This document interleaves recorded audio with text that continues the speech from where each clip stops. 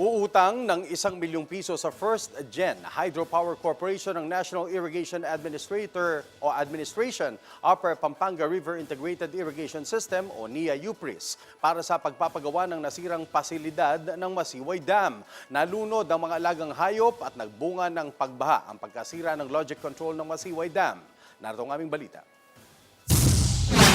Umaasa si Engineer Florentino David, Department Manager ng NIA-UPRIS, na gagarantiyahan ng First Gen ng pautang ngayong buwan ng Oktubre para magawa ang nasirang program logic control ng Masiway Dam. Ang Masiway Dam ay bahagi ng 132 megawatt Pantabangan Masiway Hydroelectric Power Plant Complex sa Pantabangan, Nueva Ecija na ginagamit sa produksyon ng kuryente sa Luzon Grid at supply ng tubig irigasyon sa mga sakahan ng Nueva Ecija. Noong ika-29 ng Agosto, nag-release ng tubig na may lakas na 191 cubic meters per second ang Masiway Dam nang mag-reverse mode ang control button at kusang nag-release ng tubig ang Masiway Dam. Gabing yun, nag-brown out. Tapos nung nagkailaw na, so isasara-sara ng mga kasamahan namin, mga gate operators. So nagkaroon ng, nakita nila, reverse mode na.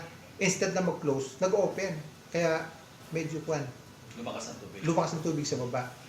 So ginawa ng paraan, ng mga gate, yung dalawang gate operators namin. So ayun, after less than an hour, Tumagal ang 2.5 oras ang pagragasa ng tubig mula sa Masiway Dam na naging sanhi ng pagkasira ng tulay sa pagitan ng mga bayan ng Rizal at Pantabangan. Dahil sa insidente, nalunod ang 2 baka at 4 na kalabaw at binaha ang ilang bahagi ng lansangan sa 2 bayan. Nananatiling sarado ang 3 check gate ng Masiway Dam dahil sa insidente. Tiniyak na ligtas ang dam ayon kay David, ngunit kailangang kumpunihin ng pinsala at program logic control ng dam. Kasama sa pagbabalita si Arman Galang ng Nueva Ecija. Ako si Iran Kiambao para sa Metro Central Luzon News.